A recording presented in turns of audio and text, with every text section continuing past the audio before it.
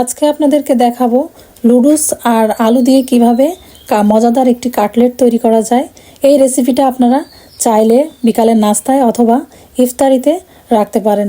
তো এই যে আমি প্রথমে আলু সিদ্ধ করে ম্যাশ করে নিয়েছি, সাথে দিয়েছি লুডুস সিদ্ধ। তো দেওয়ার পরে আমি কিন্তু কাঁচামরিচ কুচি, টমেটো কুচি, ধনিয়া পাতা কুচি, পেঁয়াজ কুচি এক এক করে সবগুলা জিনিস এর সাথে মিক্সড করব। দিয়ে দিলাম 1 টেবিল চামচের মতো শুকনো মরিচের গুঁড়া, তেলে গুঁড়া করে রেখেছিলাম সেটা এর মধ্যে দিয়েছি। দিয়ে দিলাম লুডুসের সাথে যে মশলাগুলো থাকে সেই মশলাগুলো, তারপর দিয়ে দিলাম একটা ম্যাজিক মশলা।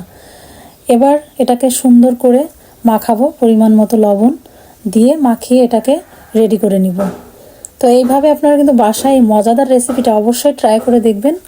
এটাকে ভালো করে মিক্সড করার পর আমি 2 হাতে একটু তেল নিয়েছি যেন হাতে লেগে না যায়। তেল নিয়ে এবারে যে আস্তে আস্তে কাটলেটের মতো যেভাবে শেপ আপনারা দিতে চান, গোল হোক চারকোনা হোক দিতে পারেন, সেটা নিজেদের ইচ্ছা মতো। তো আমি গোল শেপটাই দিয়েছি। এখন এখানে 2 টেবিল চামচ মতো ময়দা গুলিয়ে নিয়েছি। তো এই ময়দার পানির ভেতরে কাটলেটগুলা গোসল করিয়ে নিব, যাই হোক চুবিয়ে নিব। তারপর উঠিয়ে এই যে প্লেটে যে ব্রেড ক্রাম দেখছেন এটার মধ্যে ভালো করে মিক্সড করব। তো ব্রেড ক্রাম লাগিয়ে এই যেভাবে দিয়ে দিলাম। আমার তেল গরম হয়ে গেছে, এক এক করে সবগুলা গরম তেলে ছেড়ে দিচ্ছি। অবশ্যই জালটা কমিয়ে একটু আস্তে আস্তে ভাজতে হবে। তো এই ছিল আমাদের আজকের এই রেসিপি। আশা করছি আপনাদের ভালো লাগবে, অবশ্যই এভাবে ট্রাই করবেন। অবশ্যই আশা করছি এই রেসিপিটা আপনাদের কাছে ভালো লাগবে। তো আবারও নতুন কোনো রেসিপি নিয়ে দেখা হবে। আল্লাহ হাফেজ।